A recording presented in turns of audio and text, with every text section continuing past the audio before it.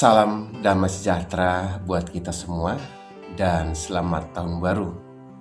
Semoga di tahun yang baru ini kita semakin semangat dalam hidup serta pelayanan untuk menggapai segala impian kita. Kita berjumpa kembali dalam ruang inspirasi sabda bagi keluarga. Bapak Ibu yang dikasihi Tuhan, mari sama-sama kita renungkan Injil Tuhan pada hari ini, Kamis tanggal 14 Januari 2021, yang diambil dari Injil Markus, bab 1 ayat 40 sampai 45. Seorang yang sakit kusta datang kepada Yesus dan sambil berlutut di hadapannya, ia memohon bantuannya. Katanya, "Kalau engkau mau, engkau dapat mentahirkan aku."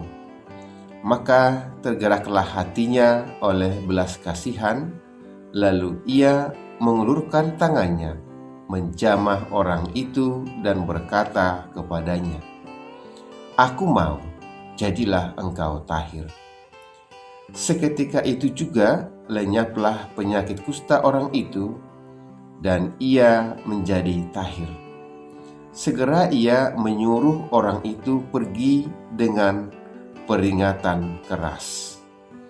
"Ingatlah, janganlah engkau memberitahukan apa-apa tentang hal ini kepada siapapun. Tetapi pergilah, perlihatkanlah dirimu kepada imam, dan persembahkanlah untuk pentahiranmu persembahan yang diperintahkan oleh Musa sebagai bukti bagi mereka." Tetapi orang itu pergi memberitakan peristiwa itu dan menyebarkannya kemana-mana, sehingga Yesus tidak dapat lagi terang-terangan masuk ke dalam kota. Ia tinggal di luar di tempat-tempat yang sepi, namun orang terus juga datang kepadanya dari segala penjuru. Demikianlah Injil Tuhan. Terpujilah Kristus. Seketika kita mendengarkan Injil hari ini, tentu kita boleh terbayang terhadap suatu penyakit yang mengerikan, yaitu kusta. Secara medis, kusta ini ada 3 jenis. Yang pertama yang disebut dengan jenis nodular.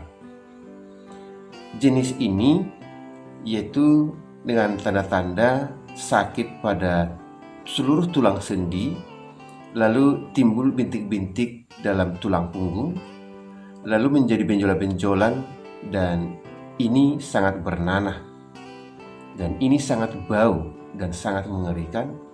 Dan ketika orang menderita ini, paling lama usianya 9 tahun lagi gitu ya, dan itu akan meninggal.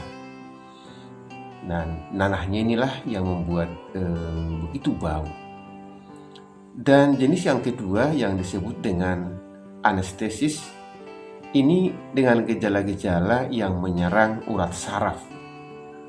Nah, ketika seseorang menderita penyakit jenis ini, maka saraf dan juga ototnya semakin melemah, dan ini juga akan betul-betul mengecilkan otot dan juga saraf, sehingga dengan penyakit ini biasanya orang akan bisa tangannya ataupun kakinya semakin hancur dan semakin habis, dan bisa hilang ataupun putus secara berangsur-angsur.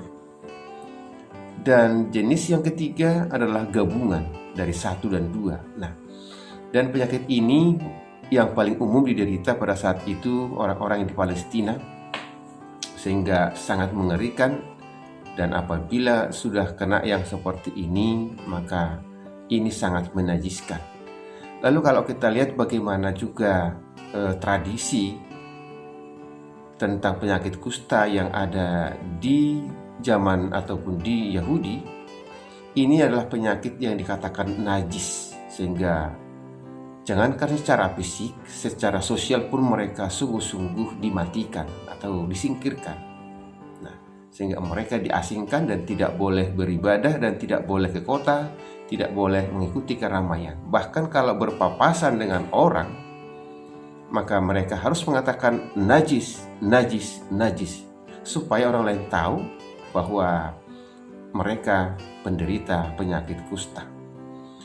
Bapak Ibu yang dikasihi Tuhan, saya juga teringat di Sumatera Utara, untuk penderita kusta dulu saya ingat ada tempat pengasingannya di daerah Galang, Deli Serdang.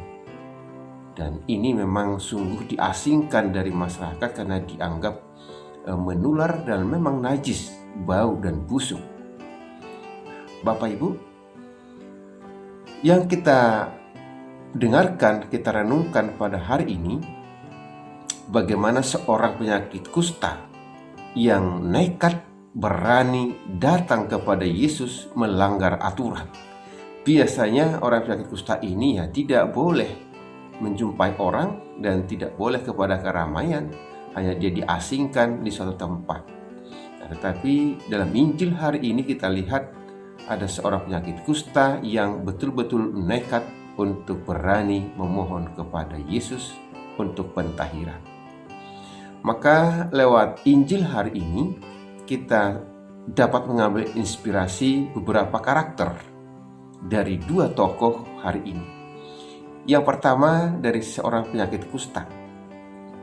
Karakter yang dia tonjolkan adalah pertama nekat, yaitu melawan arus atau aturan dan kebiasaan yang ada pada kehidupan kemasyarakatan. Dia berani datang kepada Yesus untuk memohon kesembuhan dan pentahiran. Dan yang kedua karakternya, kita lihat dia memang adalah seorang negosiator. Dia berdialog dan dia tidak memaksakan kehendak kepada Yesus. Dengan dialog yang sangat bagus, jika engkau mau.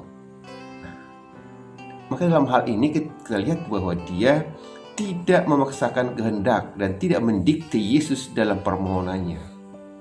Jika engkau mau, engkau dapat mentahirkan aku. Nah, maka dengan itu tergerak hati Yesus.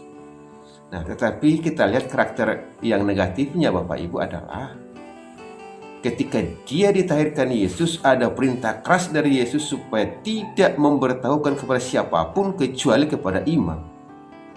Tapi hal inilah yang kita lihat dilanggar oleh si penyakit kusta.